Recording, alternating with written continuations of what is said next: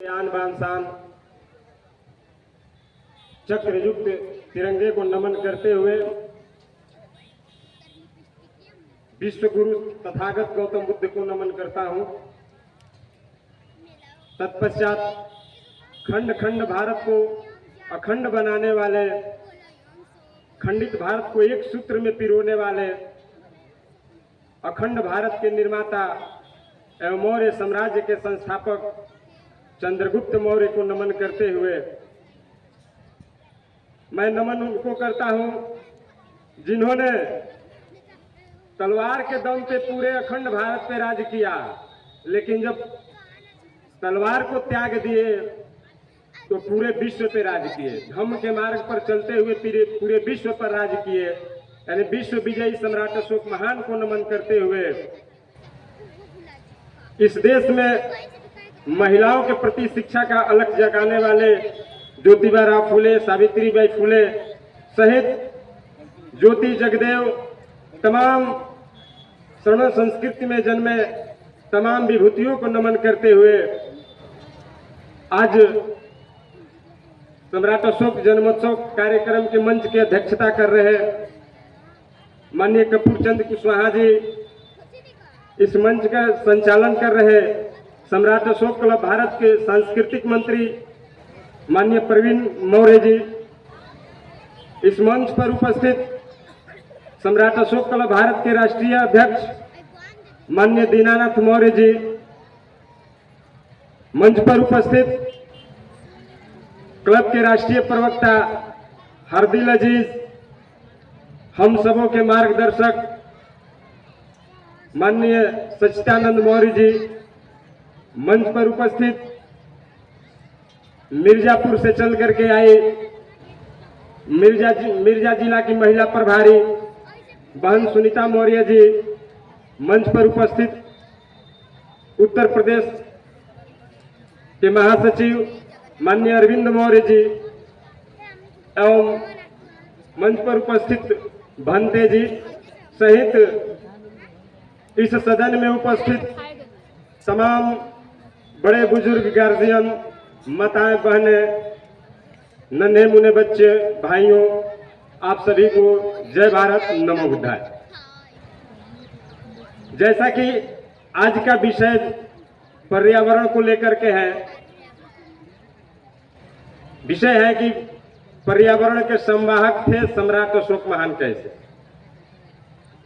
मैं आप सबको बता दूं कि आज ही नहीं, आज से लगभग 2300 वर्ष पहले सम्राट अशोक महान ने पर्यावरण को सुरक्षित, संरक्षित एवं पर्यावरण में संतुलन बनाने के लिए जो कार्य किए हैं, हमको नहीं लगता है कि आज की भी गवर्नमेंट उस तरीके से कार्य कर रही है जिस तरीका से होना चाहिए।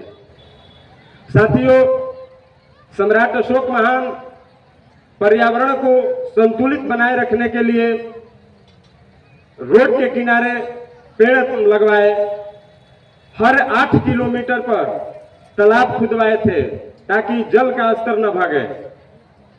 और हमको लगता है कि आज भी यदि वो व्यवस्था लागू कर दी जाए तो बार बार जो जल की समस्याएं आ रही है, जैसे कि हमारे प्रवीण सब बता रहे हैं, उस समस्या से हद तक हम लोग निजात पा सकते हैं। इतना ही नहीं, सम्राट अशोक महान ने जीव हिंसा पर अकारण हिंसा पर रोक लगवाया था। भारत सरकार ने 1992 में एक परियोजना चलाया जिसका नाम था गजतमे।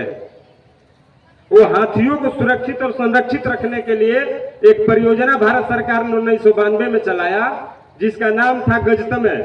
मैं आपको बता दूं कि ये गजतमे शब्द जो है पाली भाषा का शब्द है।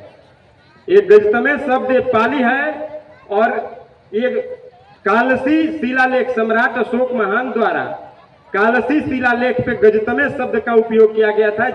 सम्राट अशोक महान उस समय हाथियों को सुरक्षित करने के लिए इस शब्द का प्रयोग किए थे और कालसी शिलालेख में गजतमे शब्द का इस्तेमाल हुआ है। और वहीं से कालसी शिलालेख से ही गजतमे शब्द लेकर के भारत सरकार 1992 में हाथियों को संरक्षित करने के लिए गजतमे शब्द का इस्तेमाल किया। सम्राट अशोक महान पेड़ पौधों के साथ साथ पूरे राज्य में जड़ी बूटी भी लगवाए थे ताकि लोगों को सुविधा हो सके, क्योंकि उस समय ना तो अंग्रेजी दवा थी ना ही होम्योपैथिक थी। जड़ी बूटी से ही इलाज हुआ करता था। तो आसानी से मिल जाए जड़ी बूटी, सबके पास उपलब्ध हो, इसलिए सम्राट अशोक महान ने हर राज्य में जड़ी बूटियों का खेती भी करवाया था। साथियों, सम्राट अशोक महान के समय में ही अभय वन, अभी सरकार की एक परियोजना है अभय वन उस समय मौर्यकालीन साम्राज्य के समय में भी अभय वन परियोजना था और अभयारण्य में रहने वाले जीव जंतु पर हत्या करने की, जीव जंतु को मारने की पूर्ण रूप से रोक थी, जिसमें भैंसा, गेंडा, मछली, मोर आया करते थे। इन सब जीवों पर हत्या करने पर राज्य दंड दिया जाता था। साथियों, समय भी बहुत कम है, अभी हम लोग मुख्य वक्ता को सुनना है। मैं आप सबको बता दूं कि जैसा कि आज हम लोग यहाँ इकट्ठा हुए हैं सम्राट अशोक महान की जयंती मनाने के उपलक्ष्य में, मैं आप सबको बता दूं कि उनकी जयंती हिंदी महीने के अनुसार मनाई जाती है और वो चैत द्वितीय पक्ष के 8वें दिन होता है। तो इन साल चैत द्वितीय पक्ष का 8वां दिन 16 अप्रैल को पड़ रहा है और वो 16 अप्रैल मगध की धरती, जहां से सम्राट अशोक महान पूरे विश्व पर दादागिरी चलाया करते थे, यानी हुकूमत चलाया करते थे। तो मगध की धरती पाटलिपुत्रा, वही पाटलिपुत्रा है जहां से सम्राट अशोक महान पूरे विश्व पर अपना कब्जा किए हुए थे। तो पटना की धरती पर, पाटलिपुत्रा की धरती पर अशोका मैदान के बगल में ही एक हॉल है, कृष्ण मेमोरियल हॉल। उसके कृष्ण मेमोरियल हॉल में सम्राट अशोक क्लब भारत की शाखा बिहार पूरे जोश और खरोश के साथ मना रही है। हर साल की भांति इस साल भी मन रहा है। तो मैं आप सबको यहाँ सदन में उपस्थित तमाम साथियों को, तमाम माताओं बहनों को, तमाम गार्जियनों को मैं आमंत्रित करता हूँ। मैं आमंत्रित उन सबको करता हूँ कि जहाँ तक मेरी आवाज जा रही है।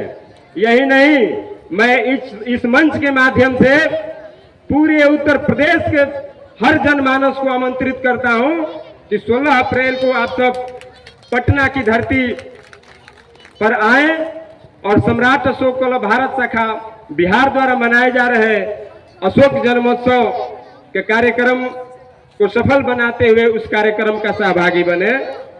बहुत बहुत धन्यवाद। नमो बुद्धाय, जय भारत। बहुत बहुत धन्यवाद।